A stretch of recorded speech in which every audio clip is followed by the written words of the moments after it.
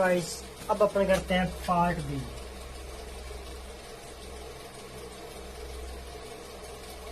हाल ही में जो secondary examination हुआ है, एग्जामिनेशन 2020 मैथमेटिक्स का पार्ट बी और ए अपने सिंप्लीफाई कर चुके हैं। अब अपने पार्ट बी का सोल्यूशन करते हैं। फर्स्ट क्वेश्चन है question number 11। Solve the following by using सूत्रा प्रवर्त्य। डिवाइड करना है कौन से मेथड से? सूत्रा प्रवर्त्य। अपने जानते हैं किसको? 14885 को डिवाइड बाय 1 2 3 से। इसमें पर क्या बनाते हैं? 3 ग्रुप बनाते हैं। First, middle and third. First में क्या लिखते हैं जिससे अपने डिवाइड करना है? डिवाइजर कितना है? 123। मिडिल में क्या लिखेंगे? और थर्ड प्लस थर्ड टर्म जो होती है आपके पास, उसमें क्या आता है? अब देखो अपने बेस, अब 123 किसके नियर वही है? 10 100 के, तो अपने बेस क्या ले लिया? 100। अब 100 में कितनी जीरो है? 2 जीरो। थर्ड जो पार्ट आपका थर्ड जो टर्म है उसमें कितने डिजिट जाएगी? 2 डिजिट जाएगी। 8 5 थर्ड पार्ट में चला गया। जो बच गया वो किस में आ जाता है? मिडल में 1 4 8। क्लियर। अब देखो इसका डिवीजन कितना आ जाएगा? 23। 100 से 23 ऊपर है, तो डिवीजन क्या हो गया? 23। रिफ्लेक्स डिजिट क्या हो जाएगी? देखो बेस में से अपने डिवाइजर को कम करना होता है, तो 100 में से 123 करेंगे तो माइनस क्या आएंगे? रिफ्लेक्स डिजिट हो जाएगी आपके पास -2 -3। नीचे लाइन लगा दो। 5 डिजिट है वो सेम के सेम नीचे आती है। 1 का 1। अब 1 को अपने किससे करना होता है? इनसे मल्टीप्लाई करना होता है। 1 2 जा 2 माइनस के, 1 3 जा 3 माइनस के। अब सेकंड डिजिट पे आ गए। प्लस का 4 माइनस के 2, 4 में 2 गए 2। फिर इसको डिवाइड मल्टीप्लाई कर दो। 2 2 जा 4, 2 3 जा 6। क्लियर। अब प्लस के 8 माइनस के कितना हो गए? 3 और 4 7। 8 में 7 गए 1। अब फिर अपने इस पे आते हैं 1 से फिर मल्टीप्लाई। माइनस का 2 माइनस का 3। देखो लास्ट डिजिट के नीचे आपके डिजिट आ गया। अब इससे आगे अपने को नहीं जाना। 5 में से 3 गए 2, 6 और 2 क्या हो गई? 8। 8 में से 8 गए 0। ये आपका क्या आ गया? रिमाइंडर। ये आपका क्या आ गया? क्वेश्चन। हो गया सोल्यूशन। 14,885 को आप 123 से डिवाइड करोगे तो क्वेश्चन आएगा आपके पास 121 एंड रिमाइंडर बचेगा 2। Clear.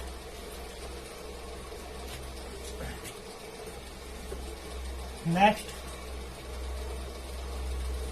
12 number question.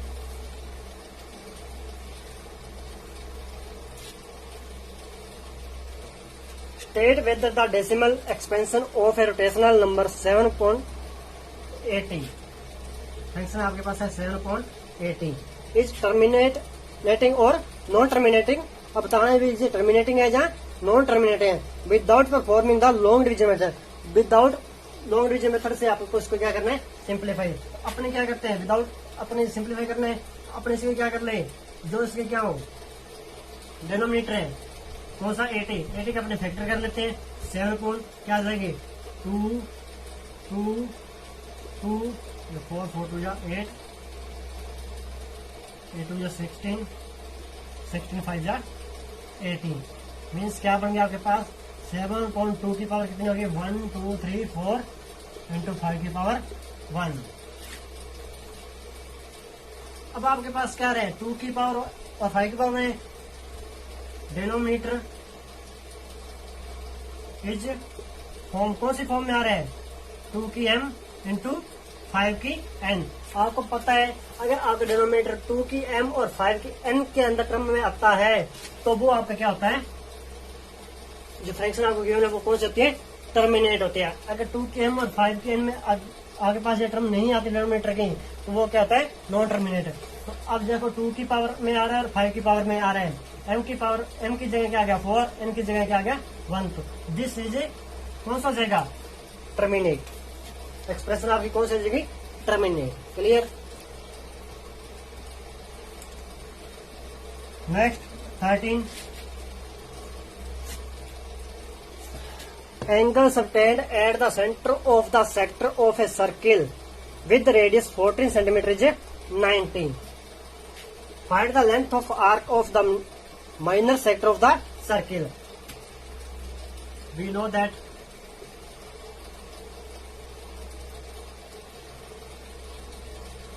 length of arc क्या होता है माइनर सेक्टर का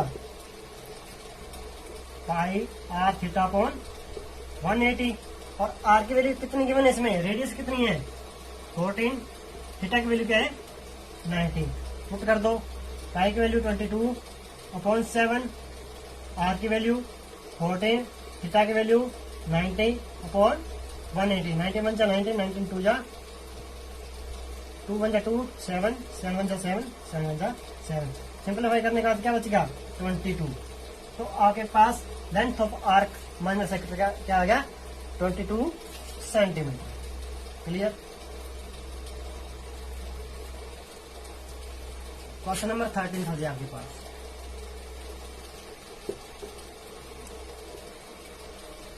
next question number 14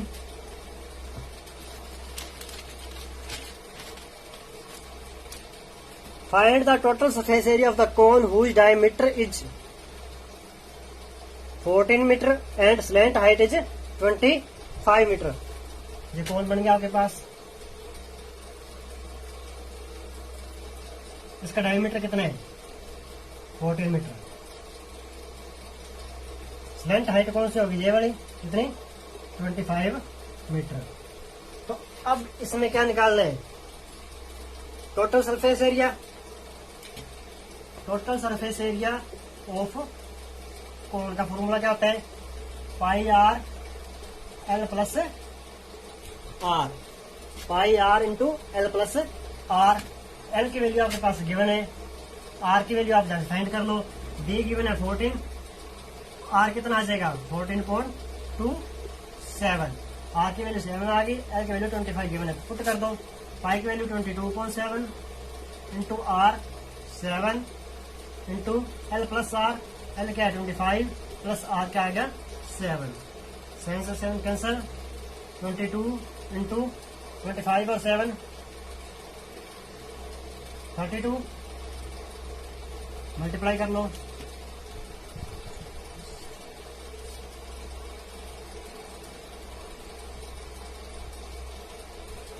total surface area आ रहा है तो मीटर स्क्वायर है 704 मीटर स्क्वायर। नेक्स्ट क्वेश्चन 15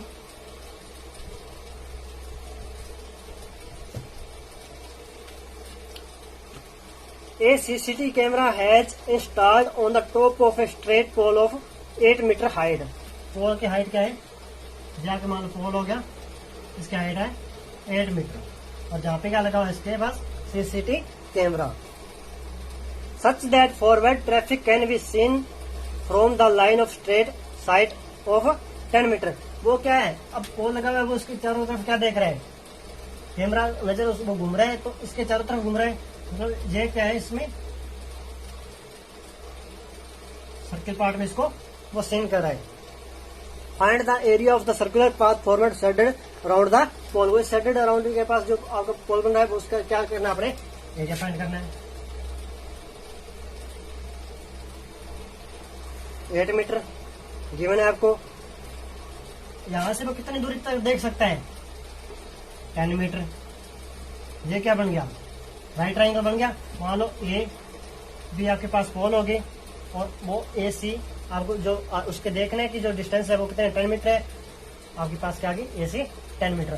तो पाइथागोरस लगाएंगे अपने ट्राइंगल एबीसी में।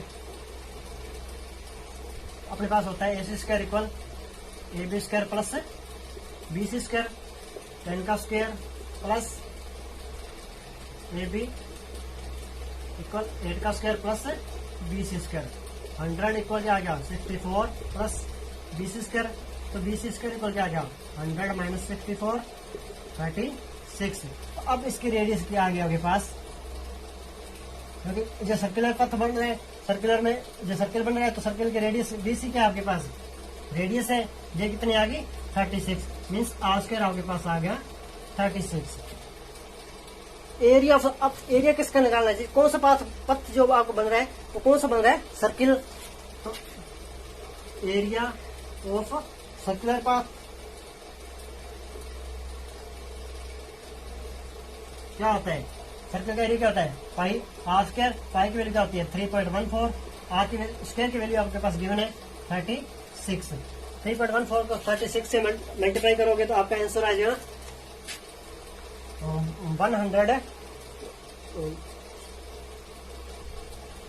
113.04 किसमें था आंसर मीटर में, तो मीटर स्क्वायर आंसर आ जाएगा।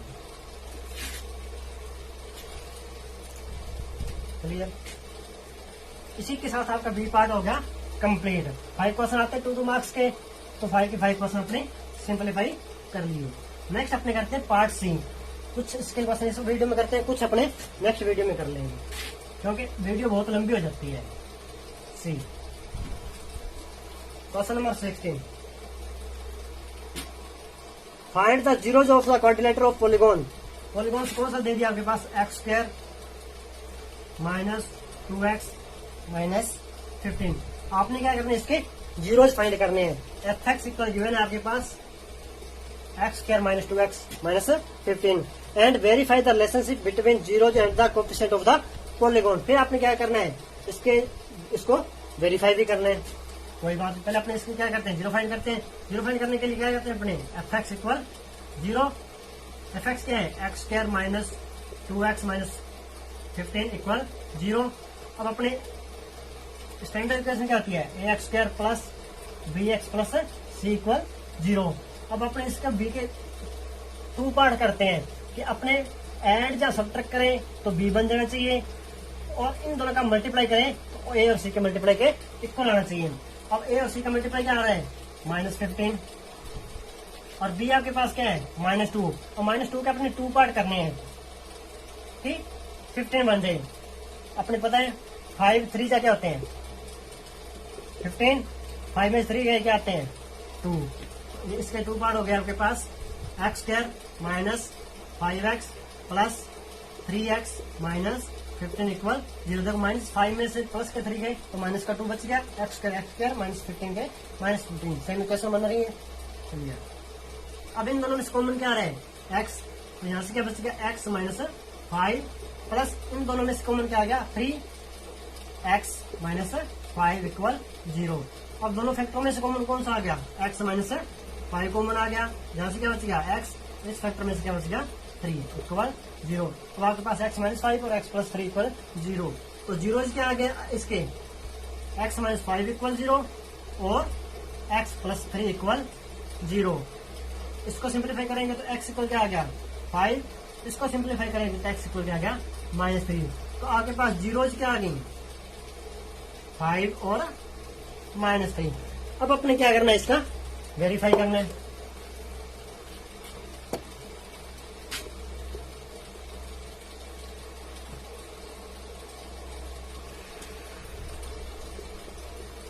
वेरीफाई सम ऑफ जीरोज क्या होता है alpha plus beta.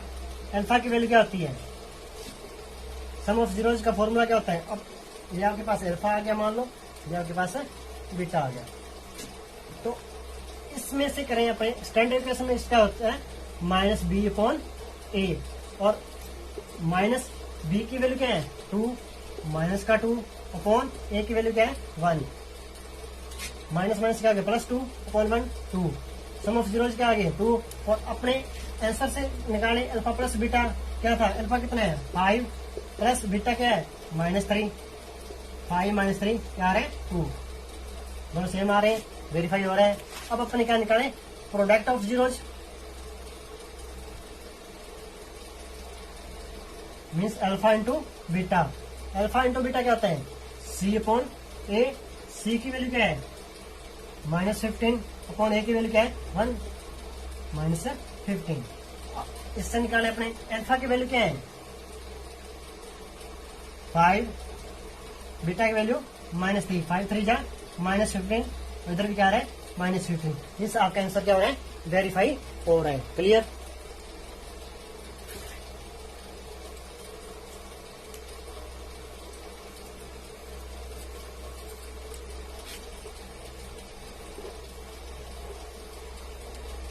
Next question 17 fifth chapter में अर्थमेटिक में से आया हुआ है आपके पास। If second and third terms of AP are 24 and 28, A2 आपको दे दी 24, A3 आपको दे दी 28, then find the sum of 61। Find क्या करना है आपने S61 क्या करना है फाइंड करना है। अपने A3 को क्या लिख सकते हैं A प्लस 2D कितना है 28, इक्वेशन 5। A2 को अपने क्या लिख सकते हैं A प्लस D इक्वल क्या है 24, इक्वेशन 2।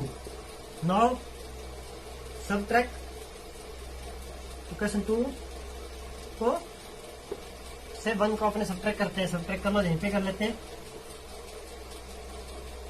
2D 1D या D 28 24 गए 4, तो D की वैल्यू क्या आ गई आपके पास 4। Put the value of D in equation first में कर लो चाहे सेकंड में कर लो, सेकंड में कर लो चाहे फर्स्ट में, किसी एक में पुट कर दो। तो D की वैल्यू पुट करें तो क्या बन गया आपके पास A प्लस D की वैल्यू क्या आएगी 4 इक्वल क्या है 24, A इक्वल क्या आएगा 24 माइनस 4 20। A की वैल्यू आ गई, D की वैल्यू आ गई, N आपके पास कितना है 61 गिवन है। फाइंड क्या करना था आपने SN मतलब S61 क्या होता है formula N/2 2A plus N minus 1 into D। N की वैल्यू पुट करते हैं 61/2 2 इंटू A कितना आ गया 20 प्लस N कितना 61 माइनस 1 इंटू D कितना है 4। सिंप्लीफाई करें 61/2 22 या 40 plus 60 into 4 61/2 40 plus 60 into 4 240 add किया 61/2 240 और 40 280 सिंप्लीफाई कर लो 140 61 मल्टीप्लाई 140 आंसर आ जाएगा आपके पास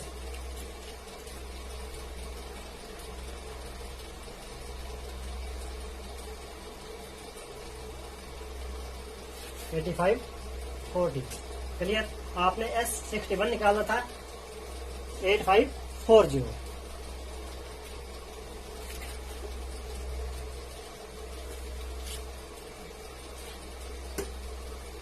next question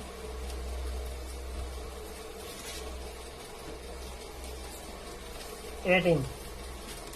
A vertical straight tree 12 meter height is broken by the strong wind in such a way that its top touches the ground and the makes an angle of 30 with the ground.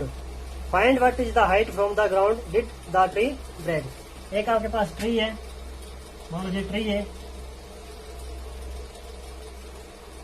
कितना जी अपने क्या आ गई अर्थ आ गई 20 metre height.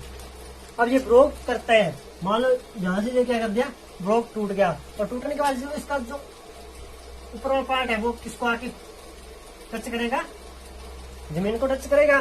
तो यहां से ये अब ऐसे आएगा, ये यहां से ऐसे इसको टच करता है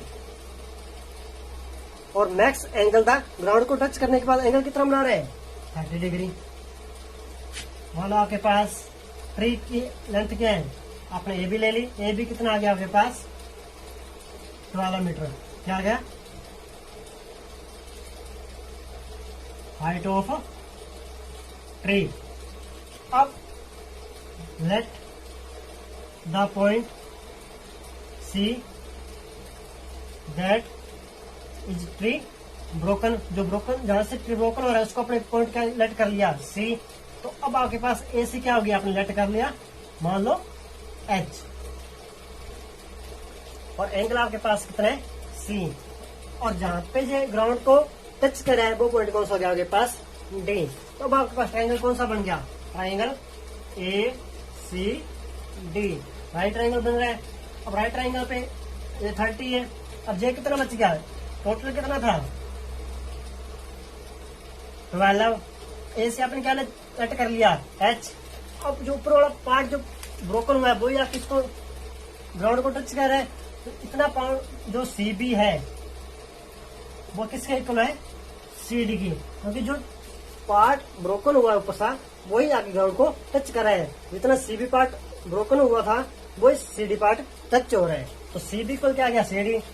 अब आपके पास क्या है, आप ए बी को क्या राइट कर सकते हो ए सी प्लस सी बी, तो जहां से आपने सी बी की वैल्यू निकाले तो क्या हो जाएगा A B minus A C equal C B.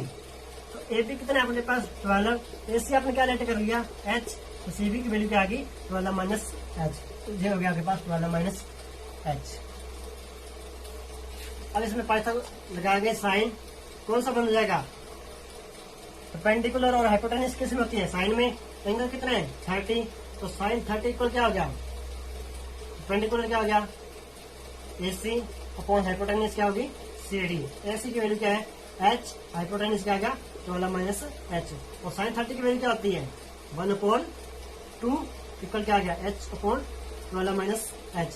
Cross multiply करेंगे तो 12 माइनस एच इक्वल क्या आ गया 2 इंटू एच, 2h माइनस का इधर जाके पॉजिटिव हो जाएगा, 12 इक्वल क्या आ गया 2h plus h equal 3h, 3h equal आ रहा है आपके पास 12, h इक्वल क्या आ जाएगा 12/3, सिंप्लीफाई करेंगे तो 4। पूछा क्या था उसने, find the height of the broken did the tree break, भाई एसी आपने फाइंड करना था और एसी आपके पास ब्रोकन की फाइंड क्या आ गई 4 मीटर, तो आंसर आपका क्या आ गया 4 मीटर, क्योंकि आपके जो दी हुई थी लेंथ वो किस में थी मीटर में, तो आंसर भी किस में आएगा मीटर में ही आएगा। Clear. Next question number 19,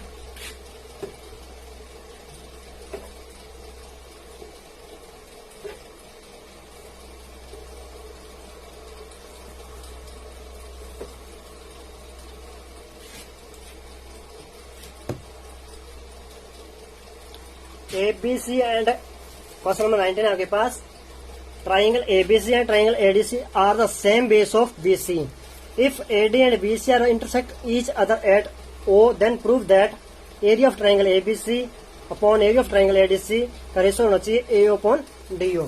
base आपके पास एक ही है, बेस कौन सा BC, अब एक तरफ क्या है A आएगा क्योंकि ABC ट्राइंगल बन रहा है और A और D BC दोनों कौन बना रहे हैं, इस साइड मान लो आपने ये ले लेते हैं,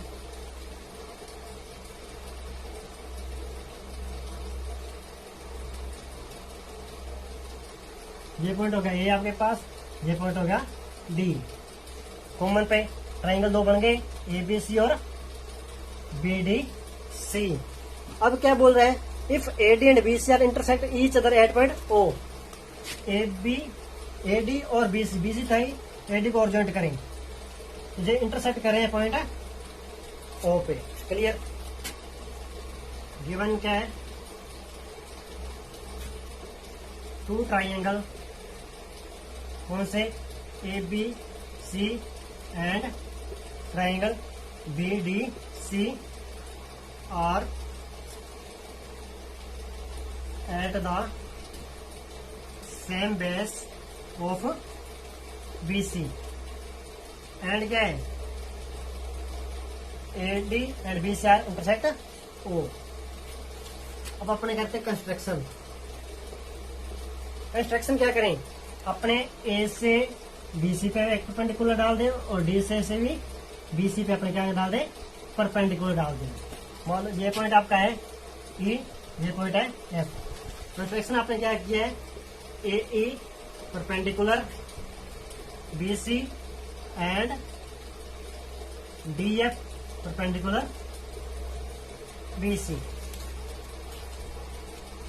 वर्टेक्स A से आपने BC पे परपेंडिकुलर डाल दिया AE, और वर्टेक्स D से आपने BC पे परपेंडिकुलर डाल दिया FD या DF। अब आते हैं प्रूफ पे। प्रूव दैट, क्या करना है, area of triangle ABC upon में एरिया ऑफ ट्राइंगल BBC क्या आना चाहिए, AO अपॉन DO। इस ट्राइंगल का एरिया और इस ट्राइंगल का एरिया कैसे क्या आना चाहिए, AO अपॉन DO आना चाहिए। क्लियर। तो करते हैं proof.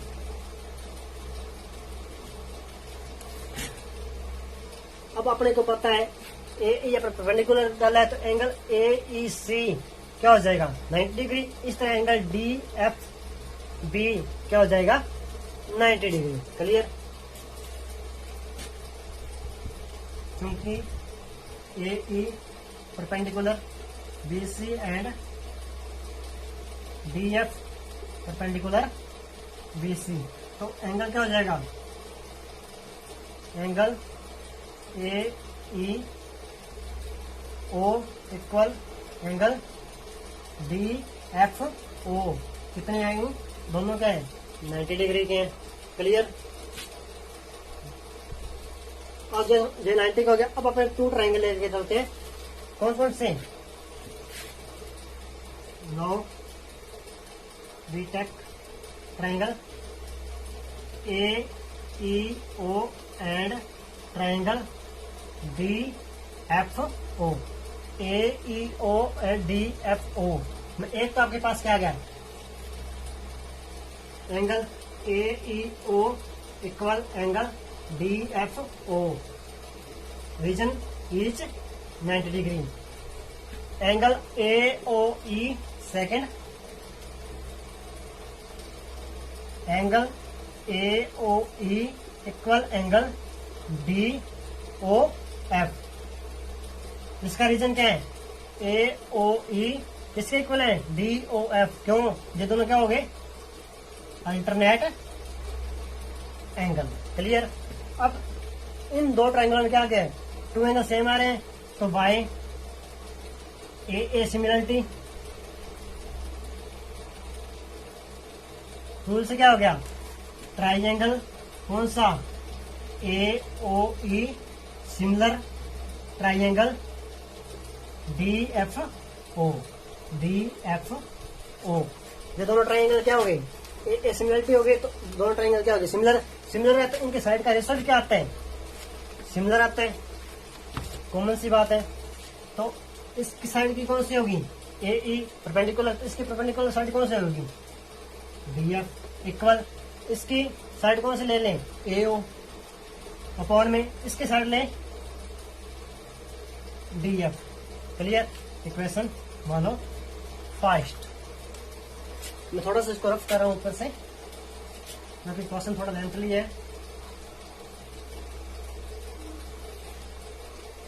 Question first.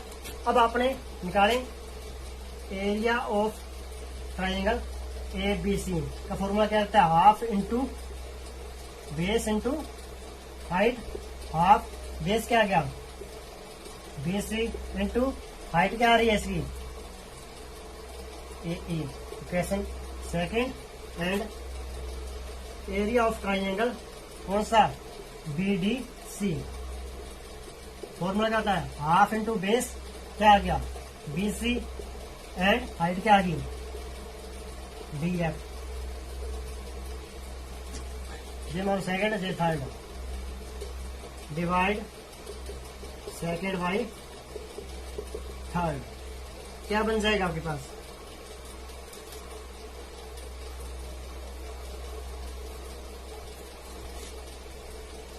Area of triangle ABC upon area of triangle BDC। इसका ये क्या था, half into BC into A E, इसका इधर क्या है half into B C into D F, half से हाफ, बीसी से बीसी कॉमन है, क्या बच गया A E upon D F.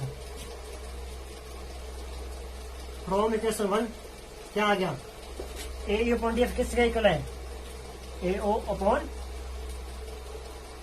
A E upon D F, A O upon O D था, डी ओ।